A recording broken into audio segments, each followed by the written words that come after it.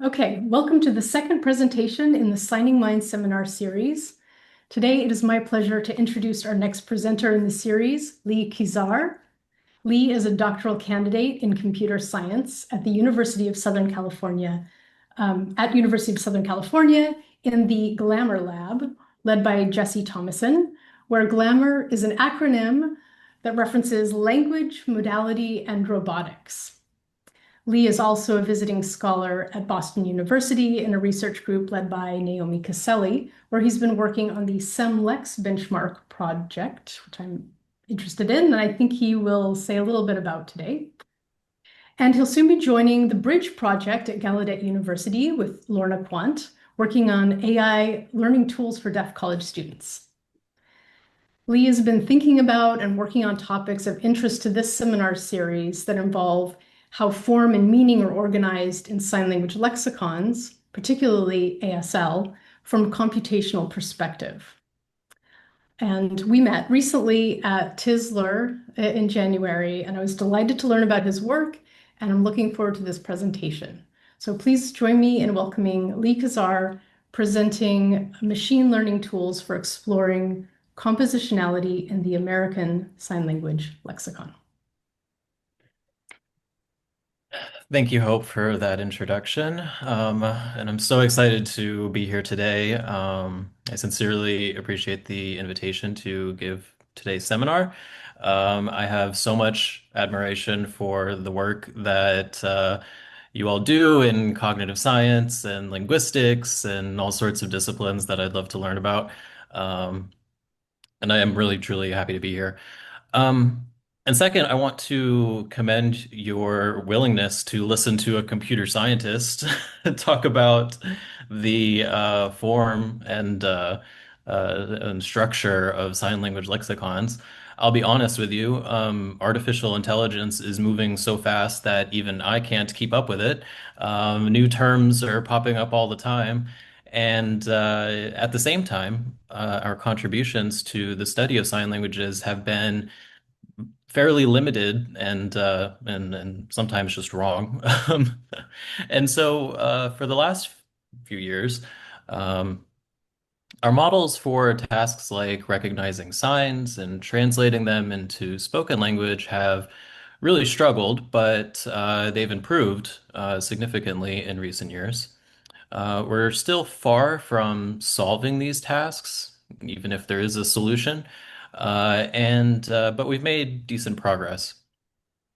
And for me, this raises an interesting question. How do machine learning models trained for sign language tasks organize the lexicon in their own terms? And in particular, how does it represent the forms and meanings of signs as they appear in natural data? And what kind of associations does the model make between these signs? These are obviously core questions for the Signing Mind project, but it's kind of strange to ask what a machine learning model thinks of these questions. But these are the questions that I've been exploring in my research over the last 6 years. And usually we'll explore these questions about how a model understands language for some practical goal. For example, we want to eliminate some kind of knowledge gap. However, I think you'll agree that there can be theoretical implications to this work. However, I want to be clear from the beginning, I'm not a linguist, I'm not a cognitive scientist, and by training. And so I look forward to your opinions after the talk. If you have any, I would sincerely appreciate them. Um, and so today I've divided my talk into three parts. Um, Sorry, I kind of skipped these slides here, but you know, can be practical, but there could be theoretical implications as well. So I've divided the talk into three parts. The first is addressing this question of how do we represent the linguistic units in American Sign Language? The second, what sources of knowledge can we use to help a model understand one sign? And this is going to be out of context, so there's not a sentence to consider here, just the sign in and of itself. And then finally, where and how is compositionality used in the ASL the ASL lexicon, especially as it's experienced by the model? And along the way, I'm going to introduce a number of tools that we've developed to assist in this work. Although I've developed them with the intention that linguists and maybe cognitive scientists can use them as well. In other words, I don't think that they require a lot of technical background in order to use them, and I'll introduce those as we go through the presentation. But they will be available if you want to use it for any data sets that you have. Okay, so let's jump in. So how do we represent the linguistic units of ASL? This is a very challenging question, of course, but for now, we'll sort of work with approximations. We're not exactly interested in finding the perfect description of the linguistic units, but something that can help the model as it's learning. And so another way of asking this question is when we provide a model with a video of someone signing, what parts of that video should it focus on? To some extent, this depends on the goal. So we're going to consider the task of sign recognition. And in this task, the input is an isolated sign video, just a video of someone producing one sign. And the output is just going to be some identifier for that sign. It can just be a number. It doesn't really matter. And for a lot of the experiments that I'll share today, we're using ASLX. This is the resource created by several of the people in this room, including Zed Sahir. And I just want to give a shout out to Zed. She's been a fantastic mentor throughout all of this research, and I think she was the one that first gave me access to ASLX so many years ago. So, but anyway, that's where we're starting for the sign recognition task. And for this task, I think everyone in the room would agree that the model needs to represent sign language phonology in order to do this task. After all, there are lots of minimal pairs in ASL, probably in lots of other languages as well. And if we want to distinguish those pairs from each other, then we need to effectively distinguish between two phonemes. And certainly, there's an ongoing discussion about the exact nature of sign language phonology. But for now, like I said, we're going to work with approximations, and we'll use the approximately 200 labels that are found in ASLX, or 190 labels. Um, and these 190 labels, if you're not familiar, they are divided across different parameters. So, for example, hand shape has 50 different values. The location of the sign has about 30, et cetera, et cetera. This is a fairly descriptive model of signs. And so, and there are gaps in this definition, to be clear. I'm going to address some of those gaps in a few slides here, but given this definition of ASL phonology, one question that we asked early on was, does a model learn ASL phonology in the process of learning how to identify signs? Um, and so to answer this question, we looked at the internal representation that the model was using for each input. And I'm going to describe what this is, so bear with me for a second. I tried to make this not extremely technical, but there's a couple of things that I really want to share.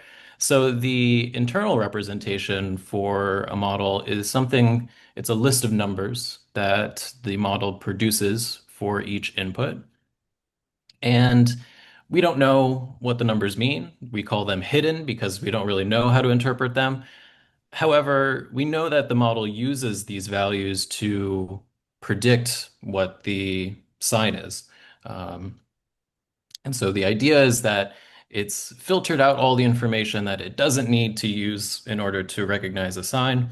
And then what's left is sort of hidden in this vector of numbers. Um, and so we can look at this vector of numbers that's produced and attempt to predict what the phonemes were in the video that it saw, just as a way of approximating how well the model learned phonology. And what we find is that for many of the parameters in ASLX, and they're shown here on the x-axis, we cannot predict the phoneme values with higher than random chance accuracy. There are some scenarios where it does learn the phonology better than random guess, but there are other scenarios where it doesn't. For example, minor location, you're better off just guessing than using the model's internal representation. Um, and so, in other words, the model is largely unable to distinguish phonemes. And for this reason, it's not surprising that it doesn't do particularly well on the task of sign recognition. It's much more likely to confuse two signs rather than correctly identify them. And this is an important observation because if a model is ignoring or confusing certain phonemes, then it's not going to perform well on almost any task, not just sign recognition. Um, and so if the model is not learning phonology on its own, just as a natural byproduct of learning how to recognize signs, then how could we potentially teach it more explicitly?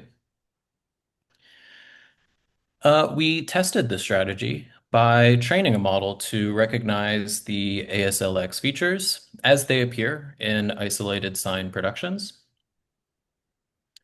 For this experiment, we used the video examples that Zed and team collected for the Semantic Associations project. Altogether, there were over 100,000 videos. We had to remove some of them because the files were corrupted. Um, but about 91,000 videos that were contributed by 41 deaf participants. And those participants were exposed to ASL from a young age. And as you might know from last week, the way that we collected these signs was we gave the participants a stimulus sign, um, and they produced the first three semantic associations that came to their head, and we later labeled all of those responses.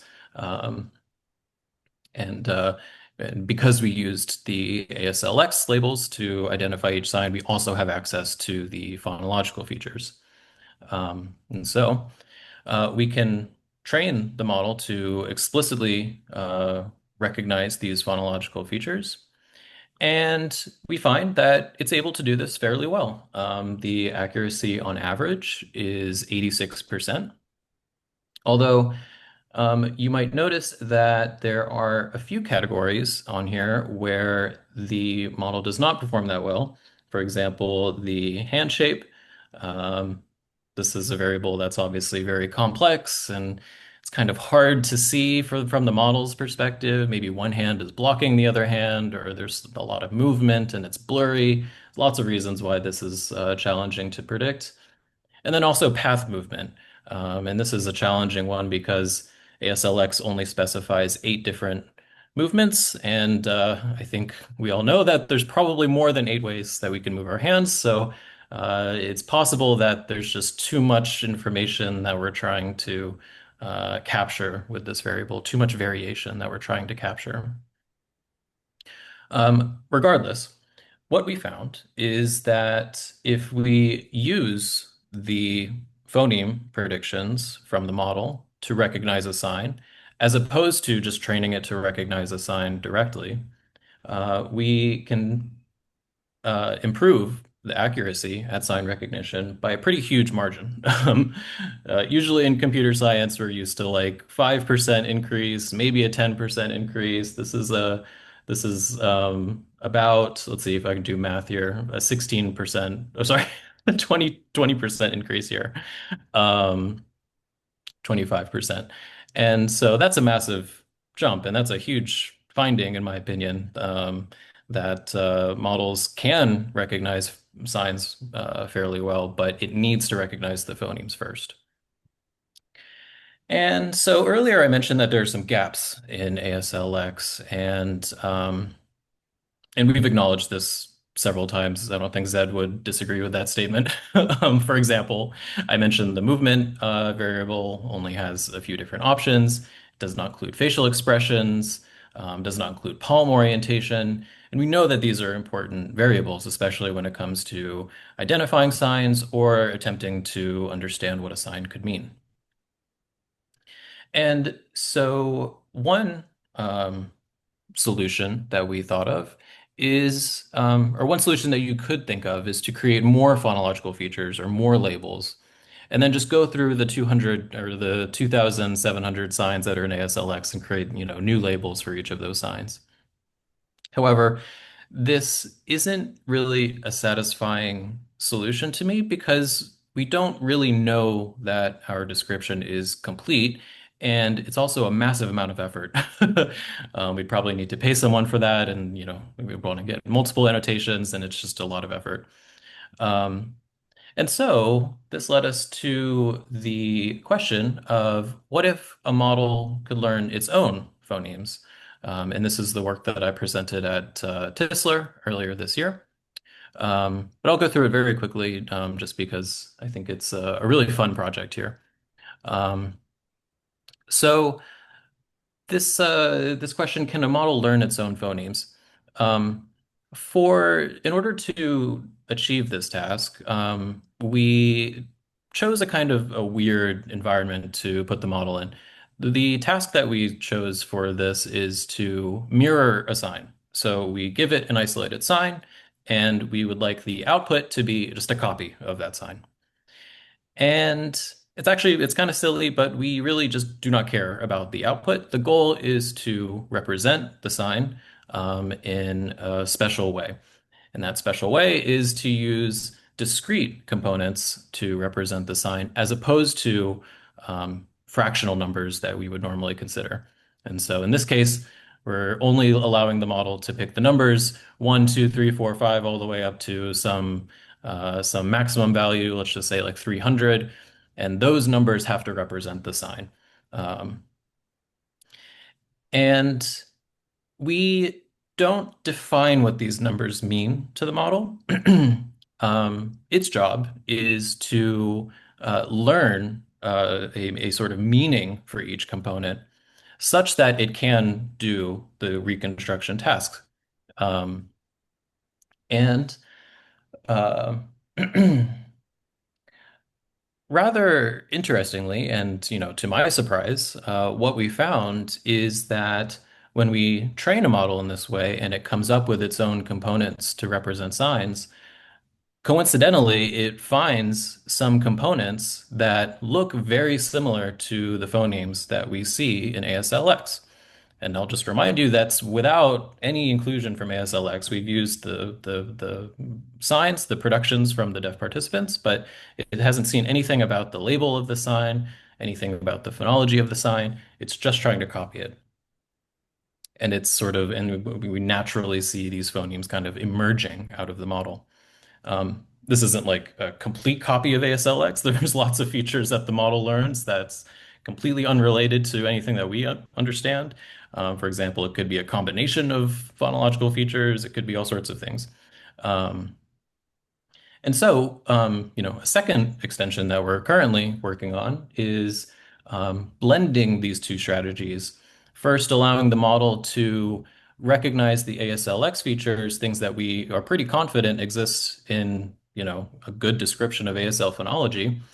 And we also give it some blank components, some phonemes that don't really mean anything, but it could figure out a new use for them. And by doing this, we are sort of priming the model to think about phonemes in a particular way. And with that information, the components that it ends up discovering are more likely to look like something that could go in ASLX, but presently isn't there. For example, a new movement type or a particular palm orientation. And so, in summary, what we found is that models are inherently not good at representing the forms of signs, probably because we don't have a lot of data. But they can really benefit from learning phonology, whether that means predicting the labels that are found in ASLX or creating new labels on its own to make a more complete description. So there's a variety of ways that we can describe the forms of signs. And now I'm going to quickly go through some of the ways that we can describe the meaning of a sign. Um, and in particular, I want to talk about different sources of knowledge that we might consider here. I'm going to really focus on a couple, but there's lots of others that we could try, and I'd really like to know your thoughts after the presentation on this specific question. And so I'll start by saying that this is not normally something that we think about in natural language processing. We don't want to be in a situation where we need to define a word to the model. We would much rather have the model figure it out on its own. And in particular, what we do is we allow the model to analyze a particular word's use across millions and millions of contexts and notice the other words that are used in proximity, and then approximate the word based on which other ones appear near it. It's kind of a strange way of defining the meaning of a word, but it works pretty well. Um, and we call this method of approximating the meaning of a word embedding. Um, and similar to the hidden representation that I was explaining earlier, a word embedding is just a list of numbers that are designed such that if two vectors or two embeddings are very close together, or if the numbers are very similar, then the meaning is also very similar, or at least they appear in similar contexts. Um, Something like cat and dog might receive similar embeddings, even though they don't really signify similar things, but you know, maybe in some respect they are similar. Um, the problem with this is that we don't really have enough data to make embeddings in this way. In fact, there are likely a huge number of signs that will never appear in our training data, simply because they either weren't used when the data was collected, the term was introduced afterward, or because our data wasn't very representative, which is equally likely in this case. Our data sets are both small and not extremely representative. I did mention this, but the SEMLEX benchmark, there are certainly biases in favor of women and white people. Those kind of biases exist as well. And so it's unlikely that we can use the embedding approach in this context. So what kind of knowledge about a science meaning could we provide in order to help it learn compositionality a little bit better? And so one idea is to use the semantic associations that we've been talking about, and the ones that Zed shared last month, and somehow use those values to create a word embedding. After all, it seems plausible that if two words appear in similar contexts, then we might associate them semantically. And so maybe this is a good approximation. And so we could train a model to mimic human behavior on this task by taking the stimulus sign as the input and encouraging it to predict one of the top responses in the semantic association task. Um, and sorry, just as a side note here, the methods that we discussed in the previous section regarding the linguistic units of signs, that's all relevant here. This is sort of ongoing work, and so I haven't tried every single like combination of methods between like form and meaning here. Um, but it's worth saying that there's a variety of different strategies that could go here when it comes to like how do we describe the form of signs. And it's kind of complicated, right? Like it could be that maybe phonemes aren't discrete at all. And so, maybe there's a sort of like a fluid relationship between form and meaning, not this sort of like discrete, list of labels to list of labels kind of way of thinking about it. But, for the purpose of just establishing a proof of concept, we're treating the semantic associations as this sort of direct, one-to-one kind of task.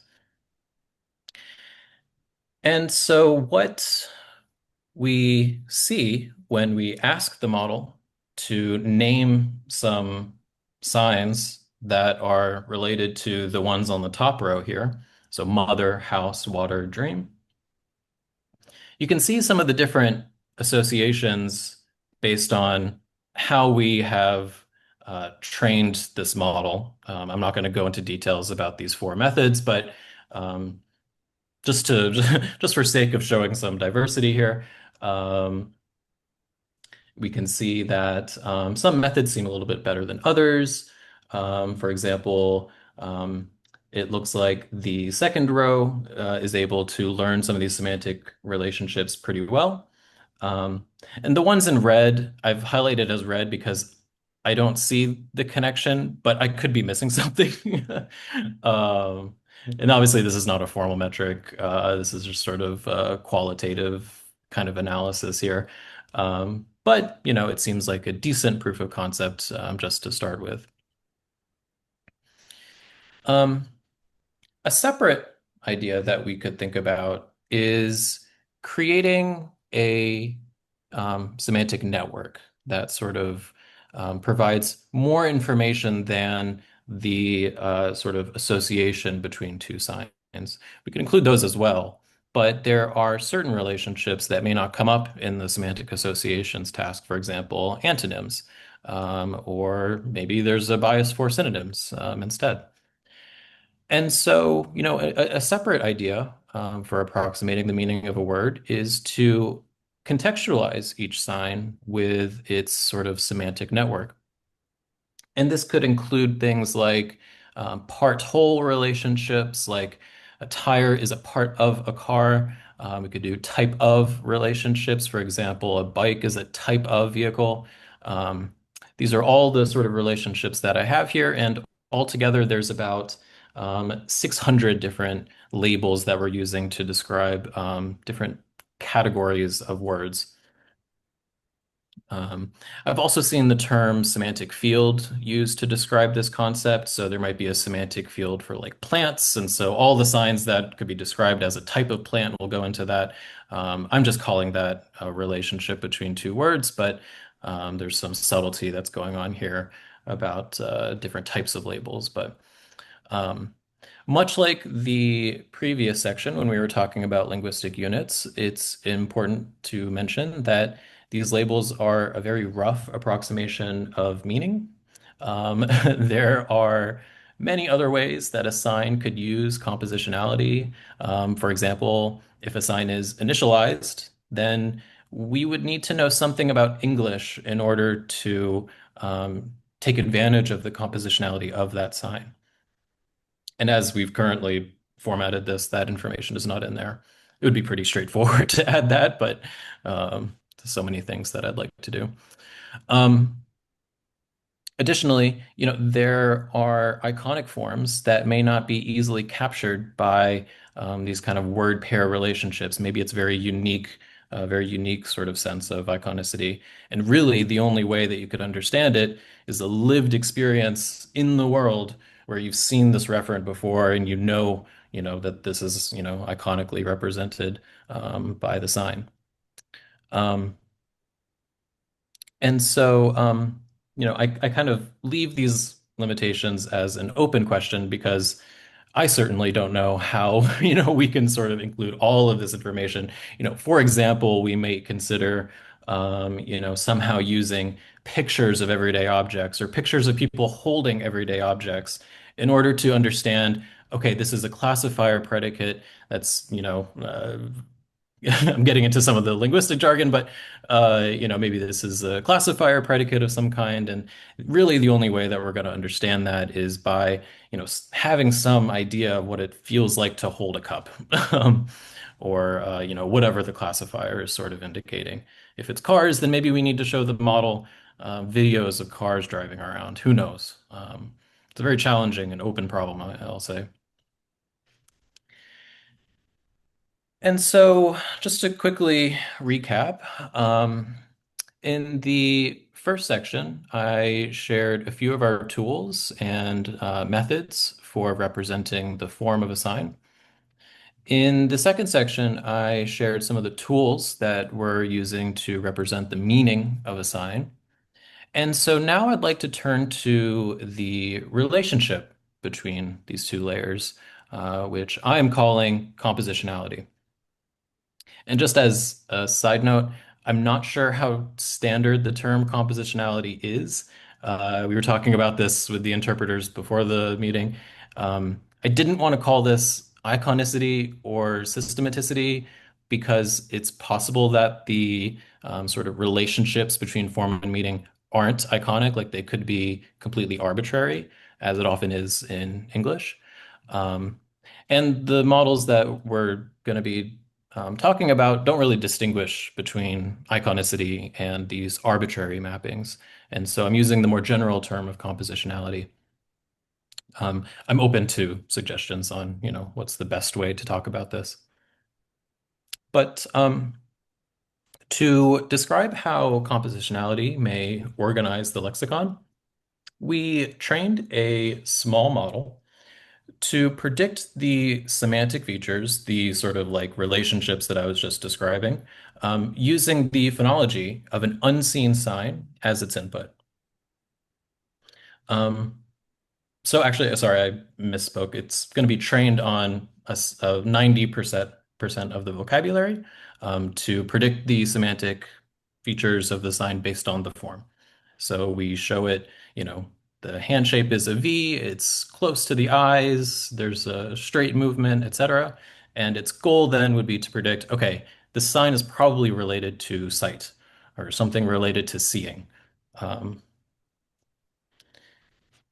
and After we train this model and test it on some signs that it's never seen before, we can get a score for each individual sign. And that score is the accuracy that the model had at predicting the semantic features because we know what they should be. It's not actually unseen. Um, and then we can repeat this process with a different 10% of the lexicon, and just keep doing this until we've considered each sign as if it were completely unfamiliar to the model and try to predict what it could mean. Um, and to be clear, this is a challenging problem. It isn't necessarily the case that every sign will exhibit compositionality. In fact, it isn't the case. And so for a large number of signs, the model can't learn anything helpful. Um, and even if it is compositional, it's not immediately clear which phonemes or which part of the input is most relevant, especially if we're not considering the context, which is obviously extremely important. The phonemes that we identify as potentially part of a component could mean multiple things, or it could be that a subset of them means something else. So for the example of a V hand shape near the eyes, there could be a scenario where, if it's just rotated at a different angle or something, it no longer means sight. It means something else completely. Um, and so I don't have any specific hypotheses at the moment related to these different, types of compositionality. We're just kind of starting with a simpler version of the task, and we can make it more complicated later. And so this table is confusing. Um, I put the two important numbers in these red boxes here. This is the F1 score for predicting the semantic features on the top half, and then the opposite problem of providing the model with semantic features, and then asking it to create a sign based on those semantic features is sort of that's the opposite problem on the bottom half. And for some reason, predicting the phonology is easier to the model than predicting the semantic features. Um, it's probably the case that there are more semantic features than phonemes, and so it's a harder, sort of problem. But um, we see that, for some of these methods, we can get up to 9% accuracy on average across the lexicon. And I don't know if that's a reasonable number. This is sort of like the first time that I've seen someone try to do this sort of task. And we recently published this as a paper, and I'm more than, welcoming of other attempts at this as well. I kind of hope that we can do more than 9% because I believe the real number of signs that use compositionality is probably closer to like 60 or 70% of the lexicon. Um, but that's sort of speculation.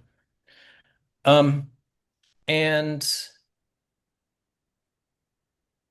this next slide also shows some of the semantic categories that were most accurately recognized. Um, so the top predictions here include music signs. And please, if anyone can like name the connection here, I don't actually understand the music one. I don't know how the model was able to do this, but maybe I just don't know enough music signs.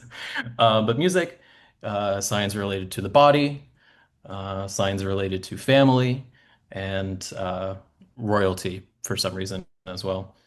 These categories are probably not very large, so take them with a grain of salt. But for these categories, we're getting anywhere from about 50 or zero point 0.5 F1 to zero point 0.7. So um, I think this is a valuable finding because if we want to use a sign language technology in a particular context, for example, at a concert versus at, a grocery store, we might look at the types of words that it's likely to encounter and see, okay, it's fairly good at, understanding music signs that it's never seen before, but it's not very good at recognizing food signs that it's never seen before. So maybe we're less likely to use it in a grocery store setting or something. This is all very practical. We're not really close to using these models like in the general public, but potentially this is sort of useful.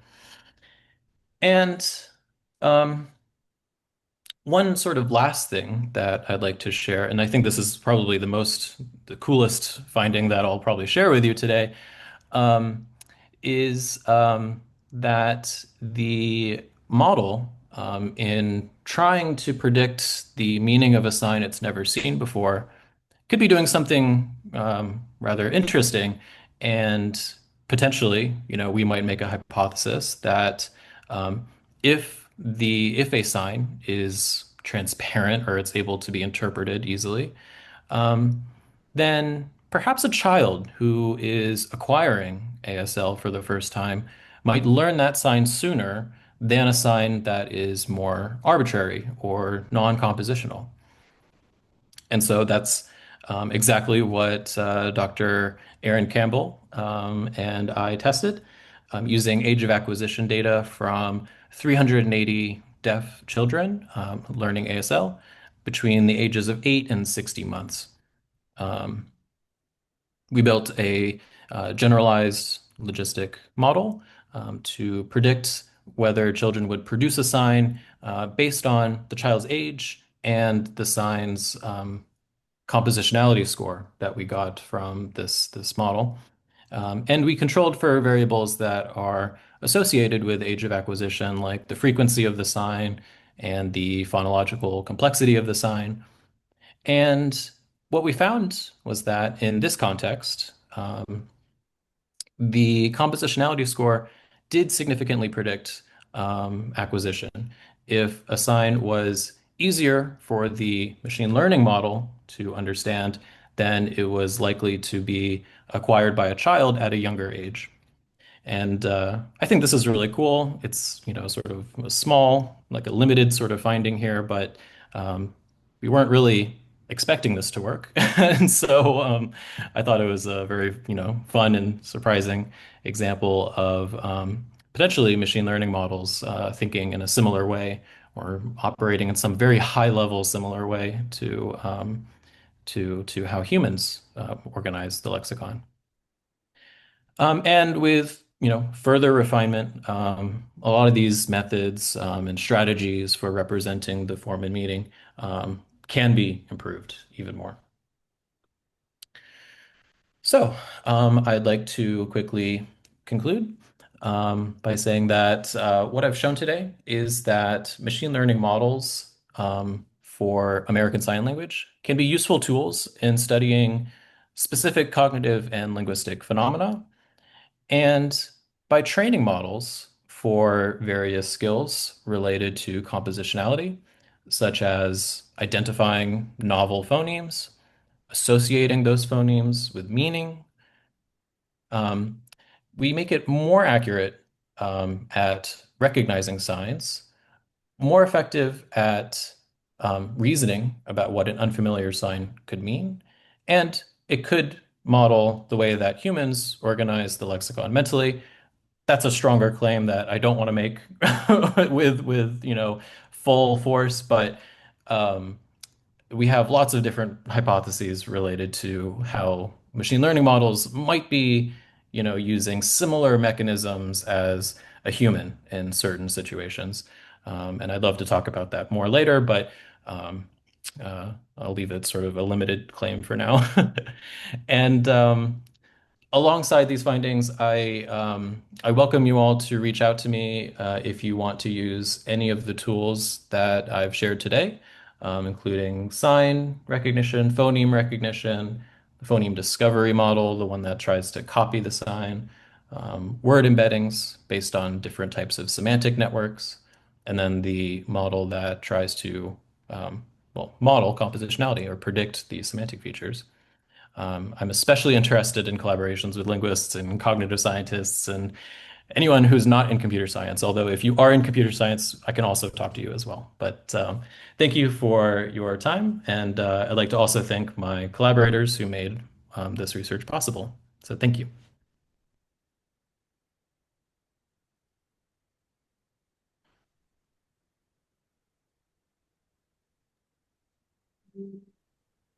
Hey,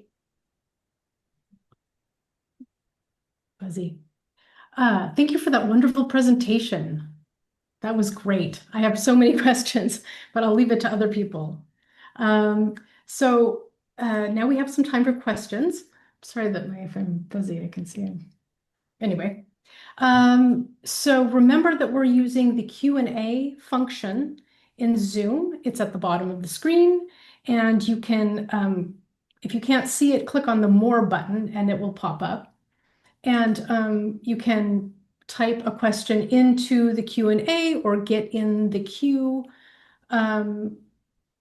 Yes, so do that now. Or if you would like to raise your hand, feel free. That's okay too. Got a lot of good comments here in the chat. Just to make sure I'm not forgetting any or not overlooking any in the chat. There are no questions there, but so I might as well start by asking one.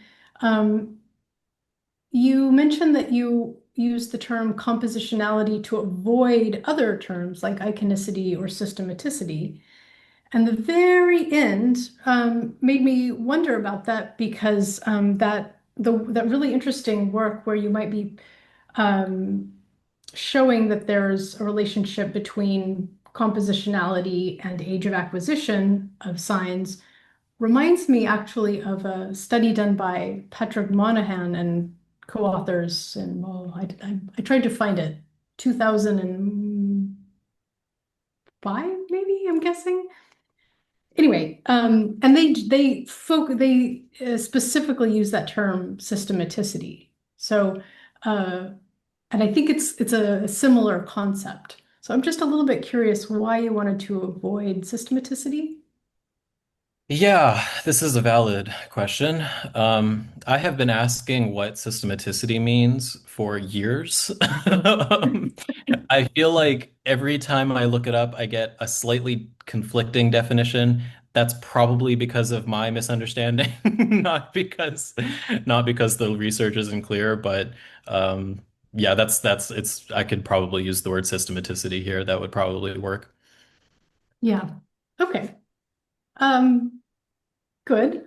Then, yeah, I'm satisfied with the definition that I've seen of it, but Yeah. I just was curious that maybe if you had a reason, and that's fine. The Um, other sort of reason is, and this needs to be said out loud more frequently. I'm trained as a computer scientist, and so, we okay, this is a little bit of a soapbox, but I'll make it very quick. Um, I think that as computer scientists, the tools that we're given are not necessarily the most linguistic, and the way that we frame them, the frame certain problems, is not very linguistic either. So compositionality is the term that you'll see in a lot of natural language processing research. mhm. Um, but it's sort of used as this like catch-all term that means basically anything that communicates the meaning based on the parts of the word or the construction. So, um, it's also very, speech centric. So there's, lots of room for criticism on that front. But, yeah. Yes. Okay. I'm gonna restart my camera, which is fuzzy. And so, is there somebody who would like to ask a question? I see that. Brendan, are you going to ask something? Ah, yeah, here we are. So I can read it out, or would this person like to, Jose Luis, would you like to turn on your camera, or shall I read it out?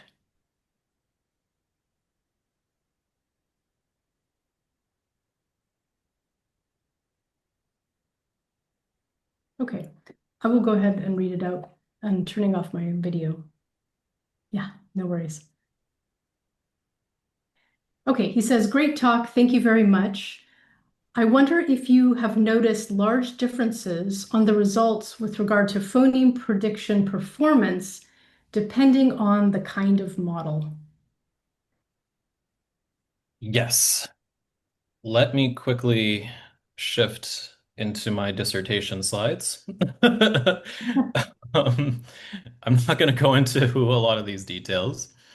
But we did try a variety of models for this. I will show some numbers here. So here are a few different methods that we use to model ASL phonology. The column labeled fine tune means that for each of the 16 sort of parameters, we had one model that's only job was to recognize that single, phoneme type. Um, the multitask column means that it's trying to recognize all 16 at the same time, and it's learning to recognize them all at the same time. And the curriculum column, we sort of stage each of the phonological features so that the ordering makes a little bit more sense. For example, first it learns how to recognize location of the sign, and then it attempts to recognize the movement of the sign, and then finally it'll try to recognize very specific details like the hand shape. And the answer is no. There's not really a huge difference between the three different types, although the curriculum one seems to do a little bit better um, on certain versions of it, like the sign type and the repeated movement. So I actually have a follow-up question on that data with regard, he, the questioner, Jose Luis says thank you. Um, And it has to do with you mentioned that minor location, it actually might be different data than this, so I apologize. But you said at one point that it was like you might as well, choose something at random because it was so poor. I was wondering if you did any kind of analysis where you looked at whether it was hitting an adjacent minor location. I did not. I mean, probably about 4 years ago, I did that analysis. Um, I can get back to you. We did look at that, like which values were being confused with which other values. That is very interesting as well. But I don't remember off the top of my head. Um, it's probably very likely. It is easier to distinguish like something produced on the head versus on the hand or something like that. Right. Uh, Do you have any hypotheses for why it might have been so bad at minor location? I'm not very sure. I should also add that when we did those experiments, we were using a very bad data set. It's kind of hard to believe, but back in 2019, we really did not have a lot of data sets to work on this. If I were to redo it now, maybe Mhm. we would have more examples of each location, but yeah, there was all sorts of issues with the data we used. For example, one particular form might have a few different sign identifiers, or the opposite problem of one sign identifier might correspond to lots of different forms. And so it was really confused in a lot of ways. Um, but yeah, it's a good question. The good thing about models is they get better. So Yeah. we have a question from Tori Sampson in the chat. And Tori, do you want to open your camera or do you want me to read it myself? I will speak it then. Okay. She asks, I think compositionality refers to the quality of using different building blocks that may or may not be associated with certain meanings. And this presupposes systematicity, that these blocks are shared across signs, and thus compositionality can be viewed through the lens of a single sign, while systematicity more generally refers to the lexicon. This is how it appears to me. Could that help clear things up? Yes, not a question, but a Yeah. wonderful point. That absolutely clarifies, and that aligns with what I understood as well. I like it's more of a description of something that's happening throughout the lexicon. Um, it's very possible that the machine learning models can pick up on things that are very idiosyncratic or only happen a couple times, especially if the form is very unique, like it's using a very specific hand shape. Um, I'll definitely need to think about this some more. Yeah. Karen Emery also had a question. Yes, I'm sorry if I'm missing. I guess I can't see the question somewhere. So Karen, do you want to ask your question? It's just a quick clarifying question. So on the tables where you're predicting semantics from phonology or phonology from semantics, there were different models. Yeah. Um, I just wondered what the differences between those were. Yeah, Yeah. that Okay. Yeah. I think this is pretty interesting. It's a little bit technical, but I think that's fine. So in each of these columns, we're using a different way of representing the input. So multi-hot means that we're just saying a feature is present or it's not present. That's it. Um, it's really just the input is like a long list of zeros and then some ones kind of scattered throughout where there's supposed to be a feature. The trans E and the distmal, these two options are specific algorithms that we use. Um, the difference is very mathematical and abstract, so I won't get into it right now, but one of them is better at symmetric kinds of knowledge, and one of them is better at asymmetric types of knowledge. Um, what that means in this context is a little bit unclear to me. And the performance isn't too different from each other, so maybe they're not making a huge difference. But yeah, so that's the representation column. And the embeddings, by the way, what it's showing is that when we include this semantic network that we've developed for representing signs, if we use all of that information when we're trying to represent a sign. For some reason, it improves the performance just a little bit. I think it's, this the semantic information is kind of pulling signs that have the same sort of meaning closer together in this, sort of like space that we've created. Um, and maybe that's helping the model just ever so slightly. And then, yeah, in the model column, these are just three different methods that are just selected because they're different from each other. One of them is guaranteed or bound to work if we try a bunch of different ones. Um, and it's kind of unsurprising that the MLP model did very well. It's basically a neural model, so it's just learning like certain weights. Yeah, Paris Great. is. Thanks. Thank you. Yeah, good question. Paris, do you want to open your video, or shall I read this the question? Oh, sorry. Yes, I'm to read this. Paris says, if the moderator, oh, sorry, at one point you mentioned the model predicting a sign. Does the model predict the gloss itself, or does it predict all of the phonological features?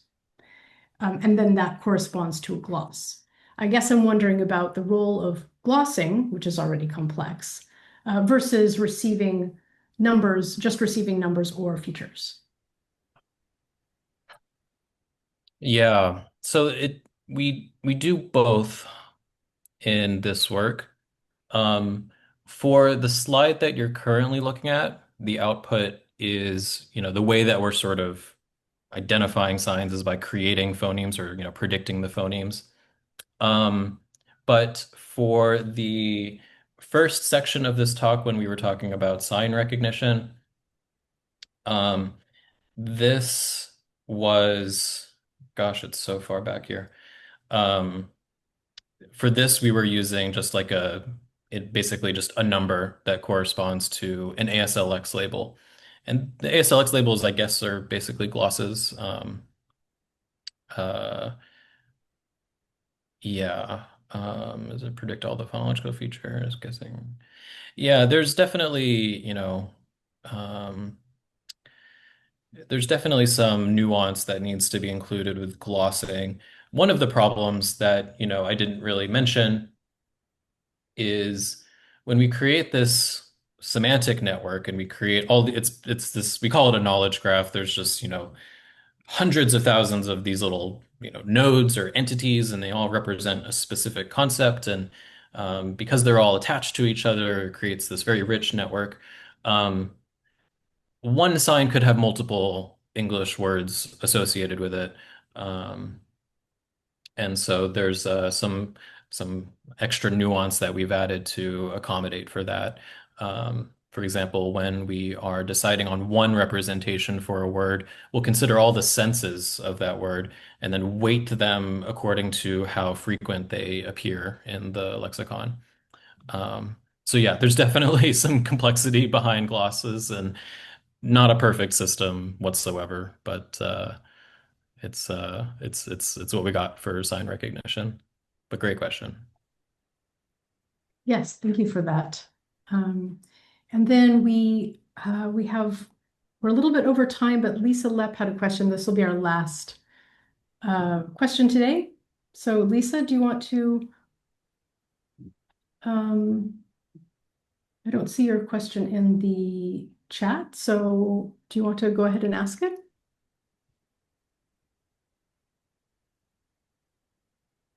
I can read it as well if that's Oh, helpful. okay. I'm sorry, I didn't see. Oh, there it is. Sorry, I can read it. It's in the field of sign language machine translation and related areas, co-creation is a key topic, bringing together experts from different disciplines such as computer science, linguistics, and the deaf community.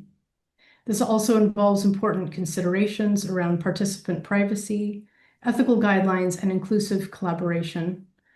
And so I'm curious, how are these aspects integrated into your project?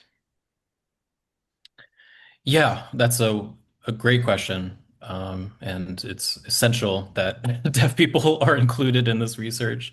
So thank you for bringing this up. Um, so there's a few different ways that we have done this research in collaboration with deaf people. The first is that the SEMLEX benchmark. First of all, we recruited deaf people for this. There's lots of data sets that are mostly hearing people, and so it's important that we try to represent everyone. The second way that we've collaborated with deaf scholars is when we were releasing this data set, we wanted to know if, among the people who had an opinion, what sort of uses of the data set are appropriate when you're talking about, sign language in a paper, how should you be talking about it?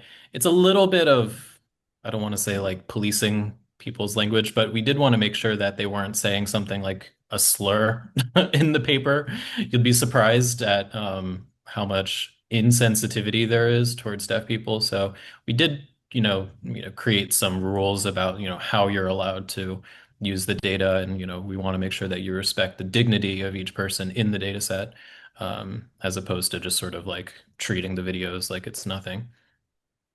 Um, and there was, oh, and some ongoing work that we're doing now is this model that's trying to mirror a sign. We want to know if signers can recognize the output of that model.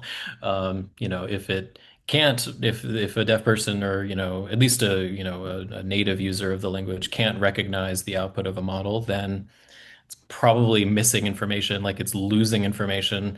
And so it's, not able to really represent science that well. And so I think it's important that um, certainly fluent users, but especially deaf people are, evaluating the model in that way.